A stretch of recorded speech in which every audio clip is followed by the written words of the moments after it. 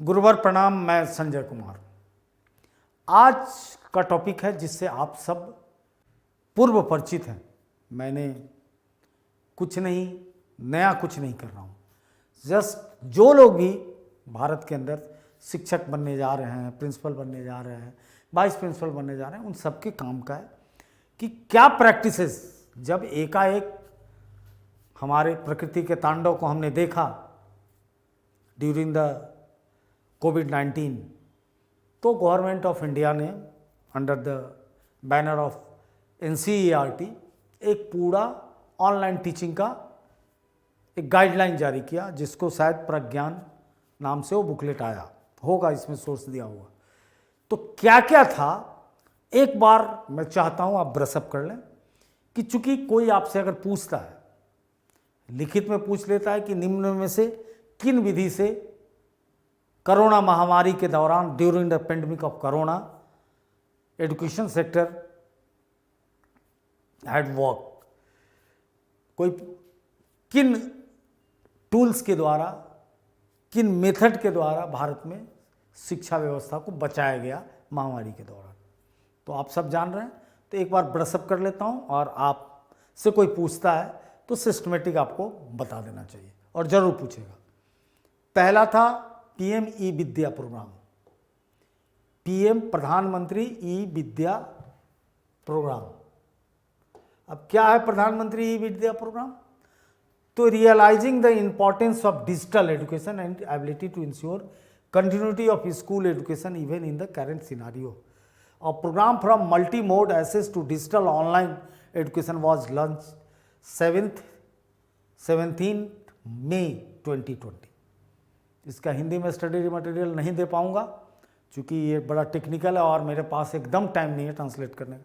एक एक चीज़ हिंदी में बोलता हूँ, आप लिख लीजिए कि भारत सरकार ने 17 मई 2020 यानी 2020 में एक प्रोग्राम, एक कार्यक्रम का शुभारंभ करती है कि मल्टी मोड यानी बहु विकल्पी डिजिटल ऑनलाइन प्रवेश, कि कोई भी उसमें एक से अनेक बार प्रवेश करे और बहु विकल्प उसके सामने हो, ई कंटेंट को यानी वीडियो कंटेंट को एक्सेस कर सके, वहाँ तक पहुँच सके। तो इसके अंदर PM ई विद्या प्रोग्राम उसमें बहुत महत्वपूर्ण रहा, जो 17 मई को स्टार्ट हुआ।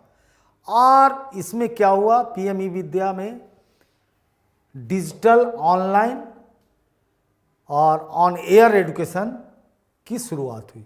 दो चीज़ें हैं, डिजिटल ऑनलाइन और ऑन एयर, तीन बात हुई।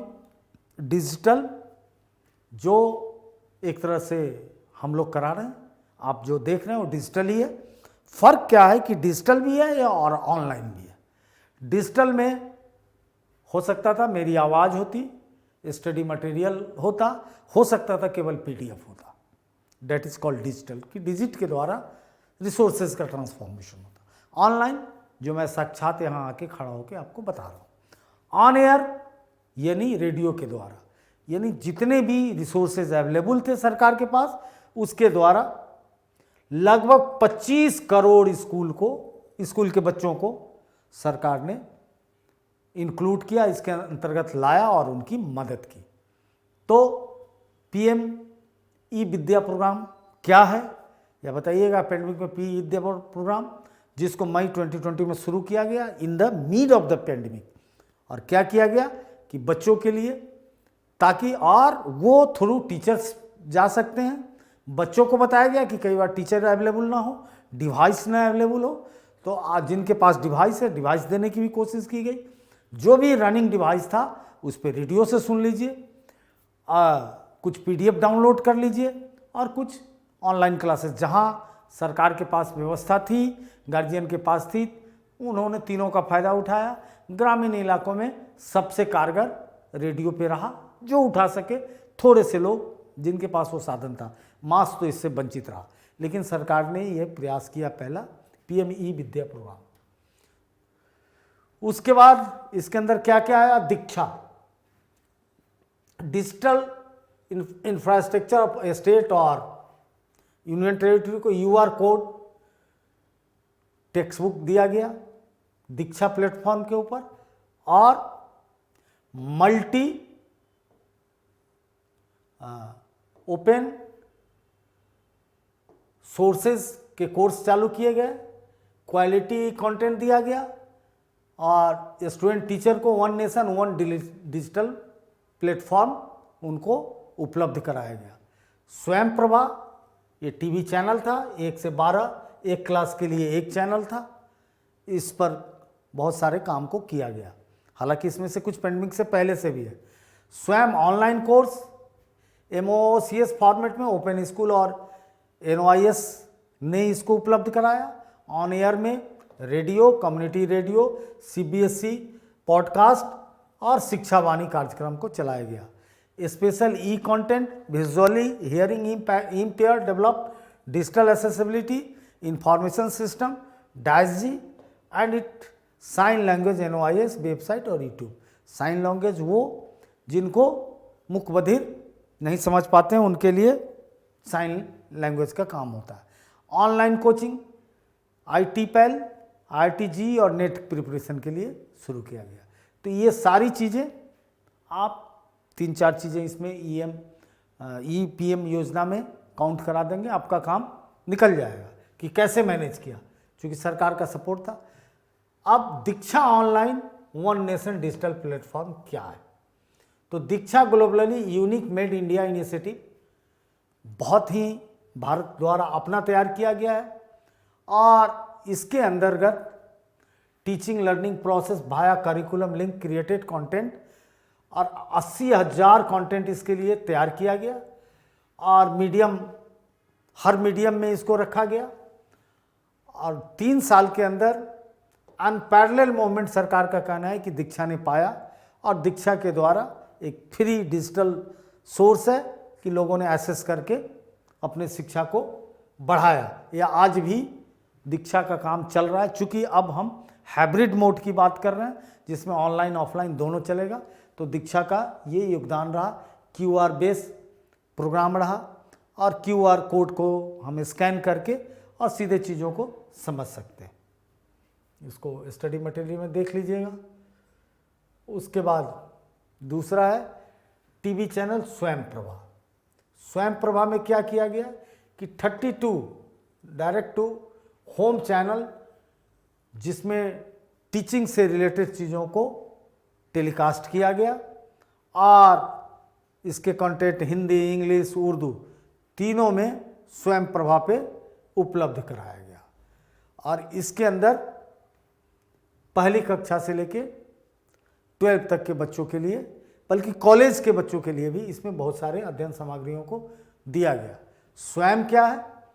तो गवर्नमेंट ऑफ इंडिया और NOIS के इनिशिएटिव से स्वयं चला, और MOOC initiative study web active learning young aspiring minds, जो स्वयं को डिफाइन करता है। इसको याद कर लीजिएगा, लेकिन याद होगा नहीं, इतना ज़्यादा टर्मिनोलॉजी हो चुका है, इसलिए स्वयं ही कहिएगा, कोई पूछे कहिएगा नहीं याद है, क्योंकि 1000 से ज़्यादा है। इसीलिए मैं खुद कंफ्यूज कर जाता हूँ और नहीं चाहता हूँ कि मैं दूसरों को करा दूँ। मैं तो कर भी लूँ, लेकिन संभव नहीं है कि इतने ज़्यादा चीज़ों को IT सेक्टर के जो ये आए हैं नए नए एब्रिविएशन, वो एक साथ 10 चीज़ को आप यूज़ करेंगे तो नहीं संभव है।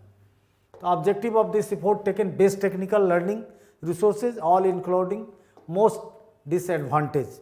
और दूसरी बात है कि किसी में हिंदी नाम डाल देता है, नाम दिशा रख देगा और दिक्कत होती है उसको डिकोड करने में। ये सबसे बड़ी बात है। पहले तो एक एस्टेब्लिश बात था कि सबका पहला लेटर लेके बनाने का, कई बार प्रीपोजिशन को छोड़ देने का, लेकिन टिपिकल हिंदी नाम वैदिक नाम रखा जाता है और बड़ा दिक्कत उसमें होती है। तो क्या क्या किया गया? NCERT ने 24 ऑनलाइन कोर्स को स्टार्ट कर दिया स्वयं पोर्टल पे। उसके बाद 18 कोर्स सेकेंडरी लेवल पे, 20 कोर्स सीनियर सेकेंडरी लेवल पे। मतलब इस ढंग से 2 लोगों की बड़ी भूमिका रही, सीधा याद रखिए, NOIS। चूंकि NOIS ऑलरेडी ये सारे काम को कर रहा था, वो देश का सबसे बड़ा इंस्टीट्यूट है ओपन एंड डिस्टेंस लर्निंग का। तो national institute of open learning के पास सब कुछ था, उसको चैनलाइज कर दिया, गवर्नमेंट ने उस रिसोर्स को यूज़ किया, गवर्नमेंट ऑफ इंडिया की चीज़ है। और एनसीईआरटी ने पॉलिसी के लेवल पे उसको मदद किया, और बहुत सारे चीज़ें इनके पास इग्नू के पास पड़ा हुआ था, उसको लगाया, और उससे किसी न किसी तरह से एजुकेशन को जितना बचा सकता था पेंडेमिक में, भारत जैसे गरीब देश में, शहरों में बचा। शहर में कोई दिक्कत नहीं, सरकारी हो या प्राइवेट हो, गवर्नमेंट ने सरकारी स्कूल में तो डिवाइस तक दिया, तो बचाने का कलेक्टिवली प्रयास किया गया। तो स्वयं अब देख लीजिए, पीएम योजना में सारे आ रहे हैं, इससे पहले स्वयं प्रभा देखे, अब स्वयं देखें, इसलिए कंफ्यूज मत कर जाइएगा। उसके बाद रेडियो और कम्युनिटी रेडियो। कम्युनिटी रेडियो एक नया कॉन्सेप्ट है, मतलब उसकी फ्रीक्वेंसी बहुत कम खास जगहों तक होती है, कम खर्चे में होती है, और साउंड की क्लैरिटी बहुत अच्छी होती है। मॉड्यूलर फ्रीक्वेंसी होती है जो एफएम की होती है। तो एफएम फ्रीक्वेंसी मॉड्यूलर, जो पहले अब बीबीसी लगाने के लिए आप रोते थे, अब कोई ज़रूरत नहीं, एफएम पे बीबीसी आ गया। तो इसके द्वारा भी बहुत सारे स्टडी मटेरियल को चालू किया गया, और इसकी जो सबसे बड़ी बात थी 24/7 ये सुविधा दी गई। रेडियो वाणी एफएम 91.2 मेगाहर्ट्ज पे, कम्युनिटी रेडियो स्टेशन एनओआईएस का, और उसके द्वारा ओपन एंड डिस्टिंक्ट लर्निंग के द्वारा लोगों को बहुत हद तक पढ़ाने की कोशिश सरकार ने की। अच्छा, वेब आधारित भी बहुत सारे प्रोग्राम चलाए, रेडियो चलाए। मुफ्त Vidyavani MVV, that is open education radio facility will be education और इंफॉर्मेशन के द्वारा दिया गया, और ये सारी फैसिलिटी क्या थी? मुफ्त थी, और आज भी है, ये हटी नहीं। उसके बाद नेक्स्ट है special e content for visual hearing impaired के लिए भी व्यवस्था की गई। 207 वीडियो साइन लैंग्वेज में बनाया गया, 7 सब्जेक्ट का, जिसको एनओआईएस ने उपलब्ध कराया। ऑनलाइन कोचिंग भी हायर एजुकेशन ने कंपटीशन के लिए ऑनलाइन कोचिंग को भी कॉम्पिटिटिव एग्जाम के लिए भी दिया। उसके बाद वो प्रोफेशनल असिस्टेंट्स लर्निंग सीरीज के लेक्चरर भी दिए गए। ये सोर्स है Pragyata guideline for digital education human resources. ये स्टडी मटेरियल आपको दे दिया जाएगा, और इसको एक बार देख के, खासकर इंटरव्यू के लिए जो लोग भी तैयारी करें, खासकर दिल्ली प्रिंसिपल वाले, इस पर बना लें कि आपसे पूछे कि ड्यूरिंग द कोविड आपने क्या किया, या क्या क्या सुविधाएं थी, कैसे आपने मैनेज किया। तो ये सारी सुविधाएं थी, इसके द्वारा आपने मैनेज किया, ये सरकार द्वारा प्रदत्त थी, और इसके डिलीवरी आपके द्वारा होता था। सब चीज़ था, केवल जागरूकता पैदा करना, बताना, किसी को कोई दिक्कत हो तो करना, और इससे फिर कंटेंट निकाल के अपनी चीज़ों को भी आपने डेवलप किया। बहुत लोगों ने अपने क्लास को भी डेवलप किया, लेक्चर भी दिया, रिकॉर्डेड लेक्चर भी पहुंचाया, डायरेक्ट यूट्यूब पे पहुंचाया। सच पूछिए तो ये सारी चीज़ें सरकार की एक तरफ थी और यूट्यूब एक तरफ था। बहुत इजी था यूट्यूब पे करना, और बहुत बड़ा है कि शिक्षा के क्षेत्र में 4-5 लोग बहुत उभरे भी, ये स्कूल और आपके शिक्षा के अलावा। तो यूट्यूब की मेहरबानी सबसे ज़्यादा रही। तो इस तरह से इसको देखिएगा। जय हिंद।